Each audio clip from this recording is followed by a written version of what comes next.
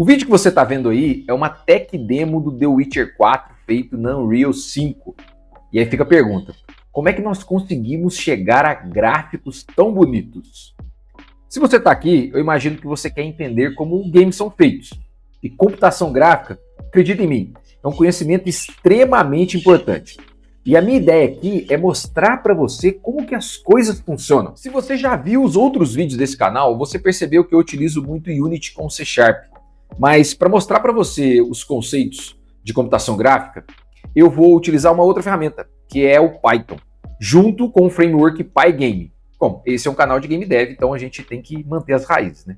Mas essa foi a forma mais simples que eu achei de abordar esses conceitos que são fundamentais para entender a computação gráfica, que envolve programação, e depois permite com que você possa utilizar o que você aprender aqui em qualquer outra ferramenta, seja Unreal, Godot ou na própria Unity, além de adicionar também um item no seu inventário, né, que é programação em Python.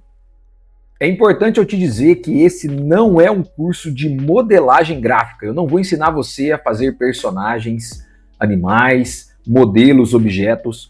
A ideia é que você aprenda a programação por trás da computação gráfica. Isso envolve conceitos matemáticos, por exemplo, álgebra, e outros algoritmos que são importantes na construção desses universos tão legais. Como a ideia aqui é mostrar como as coisas funcionam, nesse primeiro vídeo nós não vamos falar de computação gráfica. Mas como assim? Vamos falar de sistemas operacionais. Tá, mas por que isso? Porque quando adotamos uma ferramenta, um framework, essas ferramentas nos escondem muitas coisas, elas abstraem as coisas complexas e aí a gente perde de vista o que de fato está acontecendo. Existe uma engenharia complexa por trás de uma janela bugada, acredite em mim. Então, olha só, tudo começa do zero, a partir de uma tela completamente preta. Não existe nada, nada na tela, nada na memória, nada para ser mostrado. Quando você executa um game, ele é executado dentro de uma janela. E aqui eu estou jogando o glorioso Two Point Hospital. Veja que ele está sendo executado dentro de uma janela. Normalmente nós executamos em full screen, essa é a janela que preenche toda a tela. Mas aqui eu propositalmente configurei para ser uma janela, para mostrar para você que é uma janela, olha só. Então ela redimensiona e tudo mais, enfim, é uma janela. Toda aplicação roda em cima de uma janela. Isso considerando que nós estamos utilizando os sistemas atuais, sistemas operacionais e tal, enfim. É porque a computação tem uma história longa, né? Não vamos entrar nesse mérito, mas enfim, existem aplicações que rodam em console e etc. Tá, não vamos falar disso agora. Beleza. E como então surge uma janela? É por isso que vamos falar, a princípio, de sistemas operacionais e não exatamente de computação gráfica, tá? Mas vamos lá, vamos fechar aqui. Para você conseguir me acompanhar, você precisa instalar o Python. Então instala aqui o gerenciador do Python, beleza. Pode ser a última versão, não tem problema. E também o Visual Code, que provavelmente, se você já viu outro vídeo desse canal, eu utilizo para desenvolver os códigos em Unity. É uma ferramenta extremamente legal que nos dá várias funcionalidades para escrevermos códigos, compilá-los, etc. Então, nós vamos utilizar essas duas coisas. E eu não quero utilizar nenhum framework nesse momento, mas não se apegue ao código. Eu quero mostrar para você conceitos. Então, preste atenção nas etapas que existem para construir uma janela. Mas antes de construir essa janela, eu preciso explicar para você um conceito, que é como essas janelas são construídas. Então veja bem, olha só, você tem o seu PC, correto? Vou colocar aqui sem fundo, beleza. E aí, o seu PC, ele tem os periféricos. Então você tem sua placa de vídeo, você tem memória, você tem HD, tem placa, memória RAM, enfim, você tem vários periféricos que rodam no seu PC, inclusive uma placa-mãe, que nós chamamos de motherboard. Beleza, essa é a placa-mãe. Dentro da placa-mãe existe um inicializador, que é a BIOS. A BIOS faz os primeiros controles, né? Então ela ativa o processador, verifica a memória, tenta fazer as primeiras conexões com as outras memórias, no caso HD, memória RAM e etc. Então, aqui, esse cara aqui é seu PC. Perfeito? Então, beleza. Vamos nos ater a ele. Tá. Como então que as aplicações rodam em cima desse PC? Agora, em sistemas modernos que estamos utilizando, nós rodamos esse PC com um sistema operacional. Então, O que é o sistema operacional? É o Windows, é o Mac, é o Android, o iOS, etc. Esse sistema operacional, ele é instalado e ele conversa diretamente com a BIOS. Então, a BIOS vai lá, starta o sistema operacional e seu PC, você nem vê, ele começa a funcionar. E em cima do sistema operacional, nós temos as aplicações. Então, aqui nós temos as aplicações, beleza. O que são as aplicações? São os games, por exemplo. Aqui eu vou colocar em inglês, mas, perdão, misturando as duas coisas. Beleza. Então aqui nós temos as aplicações. Perfeito. Como que essas aplicações conseguem rodar várias coisas? No caso, games que usam muito poder gráfico, eles precisam acessar as nossas placas gráficas. Sua RTX, qualquer coisa aí. Só que essas aplicações, elas não conseguem sair daqui e acessar, por exemplo, diretamente um componente. Na verdade, existem algumas outras camadas, drivers e outros pontos que o sistema operacional gerencia. E ele precisa criar uma interface que permite que nós comuniquemos as aplicações com esses dispositivos. Então, o sistema operacional ele nos fornece o que nós chamamos de DLL, que são as Dynamic Library Link, as conexões, as bibliotecas dinâmicas. Vamos aumentar aqui, ó, Dynamic Library Link. Beleza. Se eu não estou enganado aqui, escrevi errado. Library Link, beleza.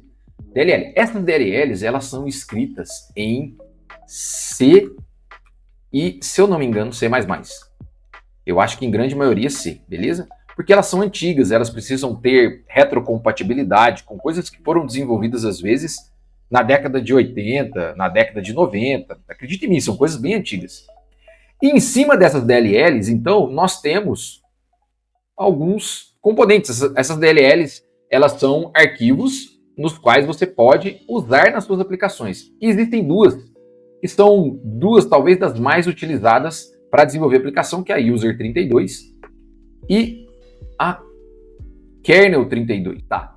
A User, nesse caso aqui, ela vai nos informar como controlar uma janela, por exemplo. E a kernel, ela vai nos fornecer acesso à memória. Essas são as duas coisas que nós precisamos nesse momento. E aí, as aplicações, então, elas podem se comunicar com esses carinhas aqui e acessar os recursos que nós precisamos. Quando nós utilizamos Pygame, Tkinter, se você conhece um pouco mais de Python, PyQt e tudo mais, o que acontece, na verdade, é que nesse meio do caminho aqui, eles são colocados os frameworks. E aí esses frameworks escondem toda essa complexidade e facilita a nossa vida. Então, usar frameworks é muito importante porque você não precisa se preocupar com detalhes. Mas, como todo bom curso, precisa mostrar para você a realidade, como as coisas funcionam. Então, vamos lá, vamos para o código. Se você já fez a instalação do Visual Code e do Python, faça esse teste. Veja bem, vai no Terminal, logo abaixo. Se caso essa tela não estiver aberta para você, vem aqui em cima em Terminal, New Terminal, e aí vai abrir o prompt. Digita Python --version. Isso vai verificar se o Python está instalado e acessível para outras aplicações, ou seja, a variável de ambiente está configurada. Então, se ele te responder com a versão do Python corretamente, beleza, a sua instalação está correta. Ok, vamos ao código. Como nós vimos na explicação anterior, a primeira coisa que precisamos fazer é importar as DLLs, e para isso precisamos da biblioteca ctypes e também do tipo wintypes, que vem dentro de ctypes. Certo? E para acessá-las, nós declaramos a DLL, e aí pegamos a partir do ctypes, windll, user 32, kernel 32, e o próximo passo é pegar uma referência da janela que será construída a partir do kernel 32. Ou seja, o kernel cuida dos processos. Quando você executa uma aplicação, essa aplicação cria um espaço na memória e vai ali escrever todo o seu programa e gerenciar, processar, etc. Então, o que precisamos fazer é pegar essa referência. E aqui nós chamamos de Window Instance. Tá, agora, como o Python trabalha com tipos diferentes do próprio Windows, nós precisamos definir quais são as chamadas que construirão essa janela. E aí dizer para eles quais tipos que nós utilizaremos. E aqui nós passamos os argumentos que nós passamos para a janela e também qual é o tipo de resposta, ou seja, nós fazemos uma chamada para a DLL, construa uma janela, passando alguns argumentos, e ela nos dá uma resposta. E aí precisamos passar exatamente quais os tipos que nós vamos utilizar, porque, por exemplo, o Python trata o zero muitas vezes, ou o false, como none. E o C tem um entendimento bem diferente disso, né? No C não existe none. Então você precisa dizer a ele explicitamente quais tipos você quer trabalhar. O terceiro passo é definir qual é a função de resposta dessa janela. E aqui nós pegamos os mesmos argumentos que definimos antes, e dentro dessa função nós só vamos tratar as mensagens de quando a janela é destruída. E como que uma janela funciona no Windows? Ela não fica rodando exatamente igual um game. Você faz requisições e ela responde para você eventos. Não é um loop infinito rodando a 30 ou 60 frames, como nós estamos acostumados. Então o que precisamos fazer é ouvir esses eventos. No caso, esses eventos vêm através das mensagens, e aqui nós só verificamos se a mensagem é igual a 2, ou seja, se a janela foi destruída. Se você tiver muito interesse em saber todos os detalhes de como construir, e tudo é isso que nós estamos fazendo aqui, você pode buscar por esses tipos dentro da documentação do próprio Windows. Por exemplo, quando nós vemos aqui, ó, def window proc w, se você procura por essa referência, você vai cair exatamente dentro da documentação do Windows. E aqui ele explica para você quais são todos os parâmetros, os resultados, e tudo que faz é exatamente essa função. Então, rapidamente, aqui ele chama uma procedure, né, de uma janela default, para prover um processamento default de qualquer mensagem de janela que a aplicação não vai processar. Ou seja, você delega para o Windows todas as outras mensagens, que é o que nós estamos fazendo aqui. Ó. Você só cuida do fechamento, o resto você joga de volta para o Windows. Aqui nós temos que tomar alguns cuidados, porque essa função aqui é uma função Python, e nós precisamos passar essa função como referência para a nossa DLL, para que a DLL responda através dessa mensagem.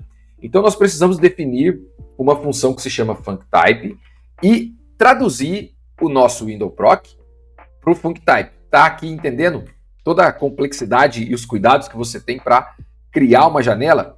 O próximo passo agora é definir a estrutura da janela. E aí nós temos vários campos que nós precisamos preencher para que essa janela seja construída. E definindo a nossa estrutura de classe, agora nós precisamos registrar essa classe dentro da nossa DLL. Perfeito. E é aqui que nós vamos criar a nossa janela, passando todos os parâmetros necessários. E agora criamos o loop de mensagem, que é a nossa aplicação Python. Ela faz uma chamada para desenho da janela, essa janela abre, e aí o Windows fica tentando conversar através de eventos. Mas a nossa aplicação, ela precisa ficar rodando, ouvindo esses eventos. Então nós precisamos definir um loop de mensagens. E enquanto nós tivermos um getMessageWindow diferente de zero, getMessageW, nós vamos traduzir essa mensagem e vamos despachá-la também, né? Que você livra a memória dessa mensagem. Ou seja, porque aí nós conseguimos ouvi-la, certo? Vamos ver se essa janela bugada vai funcionar. Para fazer isso, se você fechou seu terminal, você pode vir aqui, abrir, digitar Python e o nome do seu arquivo, o window.py. Quando você executa, veja bem, agora nós temos uma janelinha, beleza. E essa janelinha, por que ela é bugada? Porque se você estendê-la, olha só, ela não consegue redesenhar tudo. Provavelmente nós precisamos cuidar das mensagens de redesenho, de recálculo de tamanho, etc. E nós não estamos fazendo isso, nós simplesmente estamos ouvindo o fechar. E quando fecha, a nossa aplicação sai. Beleza? Esse é o primeiro passo, e essa é toda a complexidade que existe por trás de uma janelinha. E nos próximos vídeos, obviamente, nós não vamos lidar dessa forma. A ideia é que você aprenda todos os passos, como plotagem de pixels, rasterização, e no futuro vamos falar de shaders, de modelos mais complexos. Então fica aí e eu espero que você aprenda bastante com esses vídeos, certo? Vejo vocês nos próximos.